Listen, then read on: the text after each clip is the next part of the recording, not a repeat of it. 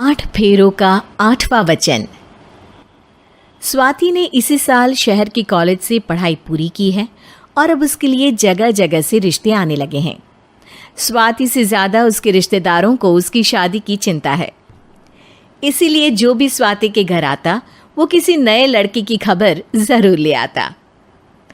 अरे दीदी, ये फोटो देख के बताओ कैसा है। राहुल नाम है लड़के का, मेरी सहेली की बहन का बेटा है। अपनी स्वाति के साथ एकदम प्यारी जोड़ी लगेगी इसकी।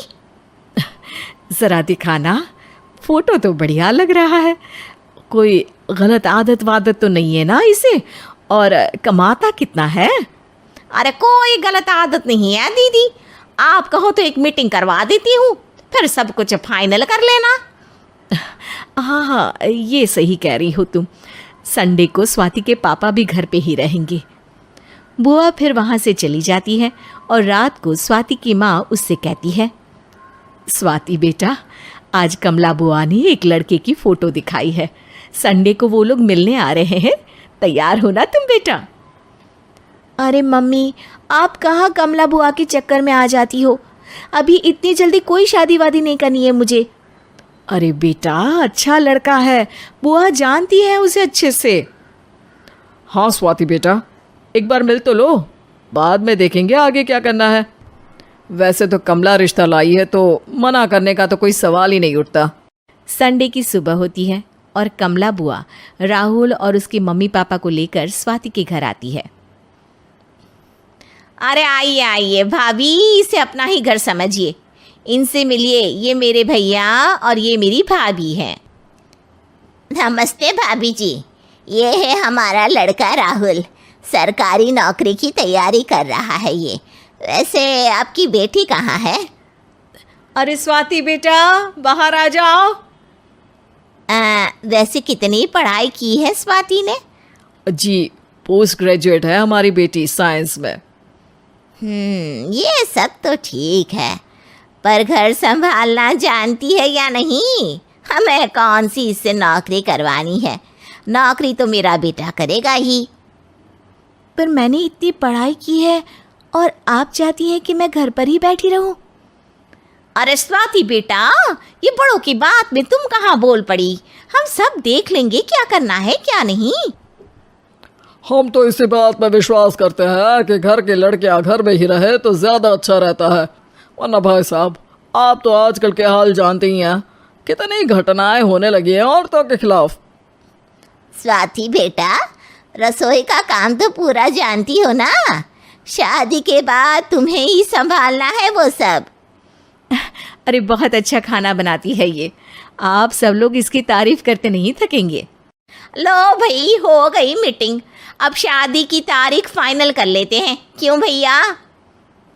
भाई, हम तो पंडित जी से चर्चा करने के बाद ही तारीख फाइनल करेंगे। सालों से हम उनकी बातें मानते हुए आ रहे हैं। लड़के वाले और कमला बुआ की बातें सुनकर स्वाति एकदम नाराज़ हो जाती है और उसे लगने लगता है कि शादी के बाद उसे घर पर ही बैठना पड़ेगा।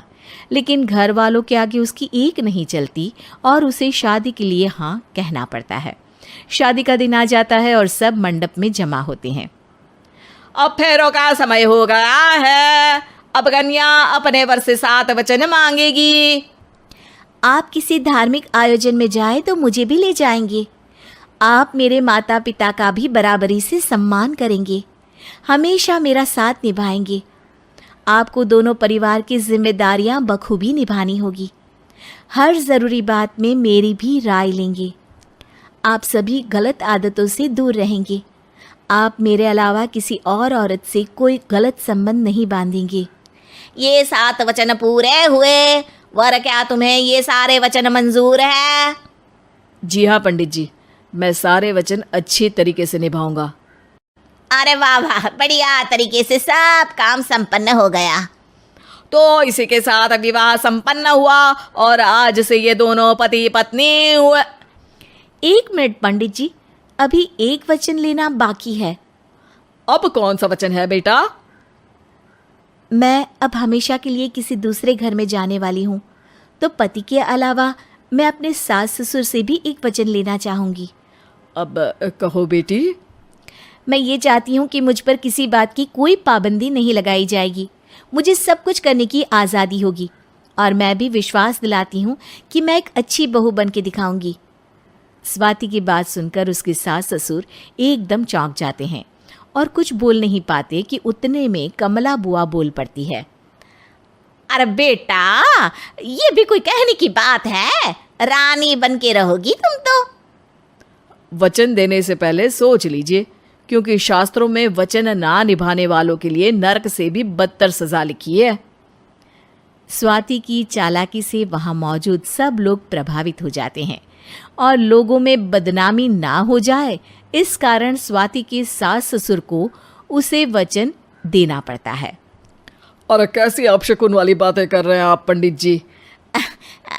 हमें मंजूर है बेटा तुम्हारी शर्त। स्वाति अपनी समझदारी से अपनी बात अपने ससुराल वालों से मनवा लेती है और खुशी खुशी राहुल से शादी कर लेती है। अब से हर शादी में मैं खुद 8 वचन दिलवाऊंगा। ओम मंगलम मंगलम मंगलम।